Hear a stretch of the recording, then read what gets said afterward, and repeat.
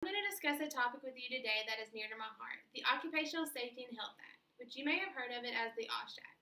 As a safety and health and environmental professional, not a day goes by that I don't refer to the OSH Act in some kind of way. I believe it is important for us to understand the history behind the Act and the involved organizations in order to be successful in the safety and health of our employees. Before the Occupational Safety and Health Act passed, there was a lot of unfortunate events in the workplace, and they included a lack of uniform comprehensive provisions for health and safety, 14,000 occupational fatalities per year, 2.5 million workers became disabled each year, a large number of lost workday cases occurred, and new cases of occupational diseases totaled in at 300,000. The act was proposed to Congress in 1970 by William Stager, a representative, and Harrison Williams, a senator. Congress passed the act in December of 1970, and it became effective April 28th of 1971. The OSH Act had one objective that later became the General Duty Clause.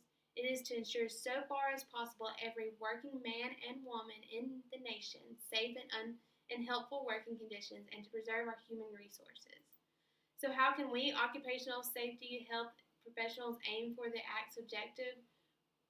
Well, I believe we can first and foremost reduce hazards and implement safety and health programs. But we can also conduct research in safety and health. We can provide training to our employees. We can establish rights and responsibilities in safety and health. We can maintain a reporting and record-keeping system. And we can also develop safety and health standards. Does the Act cover everyone, though? The Act covers all employees and employers in the 50 states, the District of Columbia, Puerto Rico, and all other territories under the federal government jurisdiction. But just like anything else, there are exceptions to who is covered under the Act. The workers not included in the OSH Act include self-employed persons, farmers operating as family businesses, working conditions regulated by other federal agencies, federal government employees, and along with local and state government employees. The Occupational Safety and Health Act has 3 different organizations under the Act, and they include the Occupational Safety and Health Administration with the Department of Labor. This organization is called OSHA. I'm sure you all have heard of that one. The next one is the Occupational Safety and Health Review Commission, and then the last is the National Institute for Occupational Safety and Health within the Department of Health and Human Services, otherwise known as NOSH, and they conduct most of our research in safety and health. Now that we know a little bit about the OSH Act, I think it is important for us to understand the OSHA organization a little bit. You might be wondering if each employer must come up with their own standards. This is somewhat true. OSHA is responsible, though, for promulgating legally enforceable standards, while the employer is responsible for following and fitting those standards into their own business. OSHA does have an advisory committee that may be called when creating a standard. They have the National Advisory Committee on Occupational Safety and Health and on Construction Safety and Health. They also can have an ad hoc committee that may be appointed during emergency situations only, and they must consist of representing management, labor, state agencies, and one or more designee of the secretary. So once OSHA has developed plans to propose, amend, or revoke a standard, it publishes these intentions in the Federal Register as a notice of proposed rulemaking. An advance notice is used when necessary to solicit information that can be used in drafting a proposal.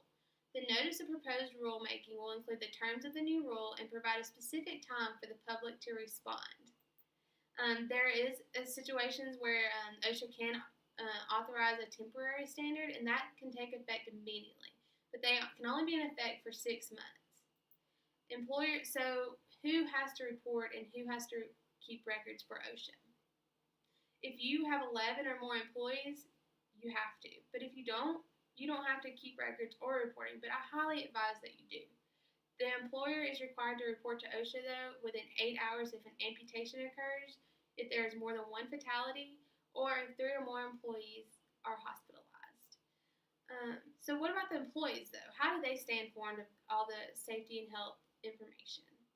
There is a job safety and health protection workplace poster that must be posted at all times along with the available copies of the OSH Act, relevant rules, regulations, summaries of petitions, variances, copies of OSHA citation posted near the location of violation, the login summary of the occupational injury and illnesses, and last but not least, any hazard communication that the employees might need to be informed of. So what does OSHA do besides making standards? They also come and inspect. They have compliance, safety, and health officers that conduct inspections without advance notice. But there is 3 different times that you will get an advance notice within 24 hours, and that's when there's immediate danger situations, inspections that take place after regular business hours, or when the presence of specific personnel are essential. When there's an immediate danger, which that is a condition that can cause death or physical harm, that's the top priority. A serious physical harm is any effect that causes permanent or prolonged damage. But if you have an immediate danger, upon the inspection of an immediate danger, the employer should be asked to abate the hazard, remove the employees, and notify the employees by posting an immediate danger notice. What about during the inspection process? The officer must display his credentials first and foremost, but they must also conduct an opening conference, allow for the selection of the employer representative, and they must give the option for union representatives to be available. But during the inspection, the tour, the officer shows unsafe and helpful conditions, and they might also talk about corrective actions. But they will not discuss any violations or penalties given at the time. And they must also conduct a closing conference. The citations and penalties are only determined by the area director and are informed by certified mail. There are 3 different types of penalties that may be given. There is a serious violation, next to serious violation, and a willful violation. A willful violation is when you knew that there was a safety and health concern, but you decided not to fix it. OSHA isn't all just about giving out fines, though. They also have a consultant assistant at no cost to the employer. This service keeps the employer's name private and is delivered by the state agency. But however, if an employer decides to participate in this, they must fix any violations or serious hazards within a year.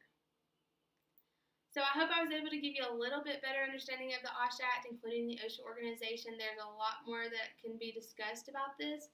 So if you have any questions, please contact me. Thank you for your time.